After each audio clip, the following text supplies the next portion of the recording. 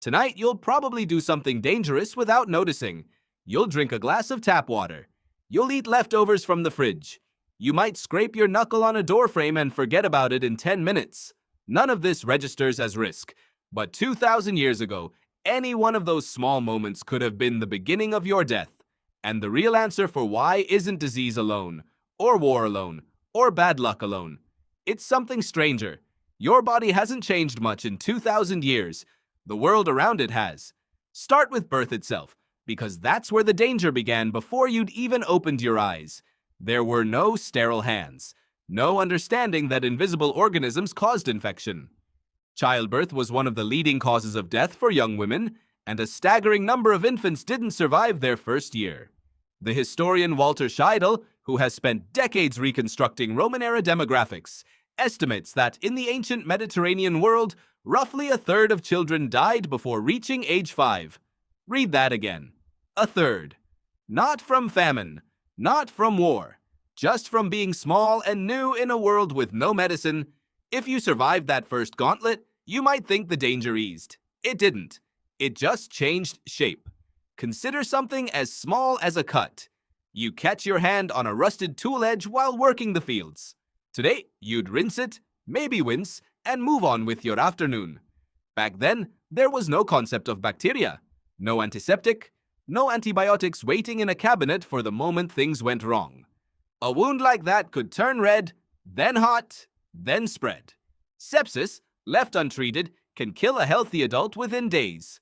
Physicians of the era didn't understand infection as we do now. They blamed imbalanced bodily fluids or bad air drifting off swamps. They treated the wound with theories that had nothing to do with what was actually happening inside the body. Now add food into the equation. Not the abundance you're used to, where a bad grocery trip just means an inconvenient dinner. A failed harvest wasn't an inconvenience, it was catastrophe. One drought, one blight, one unusually cold season, and an entire region could tip into famine that lasted well over a year. And when the body is malnourished, its defenses weaken. Hunger doesn't just feel bad. It opens the door for every other threat to walk straight in, which brings us to water. You probably don't think twice before filling a glass from the tap. 2,000 years ago, there was no separation between waste and drinking water in most settlements. Sewage and rivers often shared the same path. Diseases like dysentery and typhoid moved through populations constantly, sometimes wiping out entire households within the same week. Crowded homes with poor airflow made things worse. Respiratory illness spread easily between family members sleeping in close quarters. Here's where it gets even stranger because you'd assume the biggest killers were dramatic: plagues, wars, exotic disease.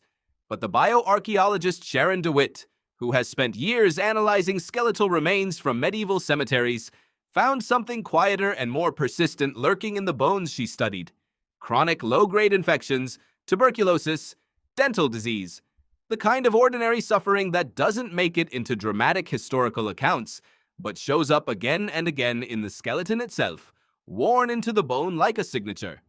Tuberculosis in particular deserves a pause. It's a disease modern medicine can now manage with a course of antibiotics.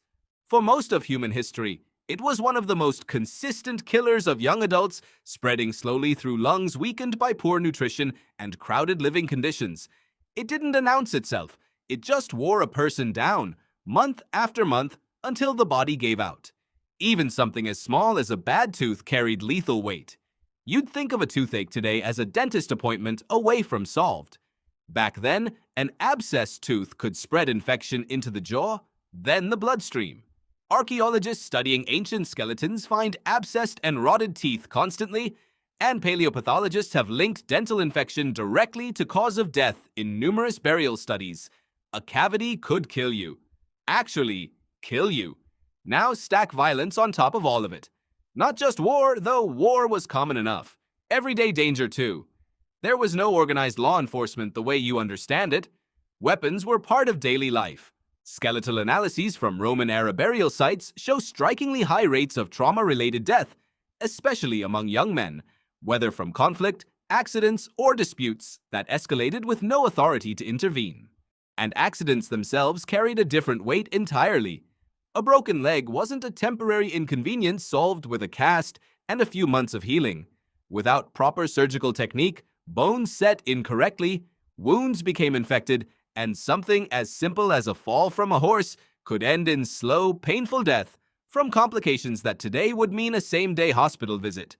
So when you stack it all together, childbirth, infection, famine, contaminated water, chronic disease, violence, and something as small as a rotten tooth, you start to understand where the numbers came from.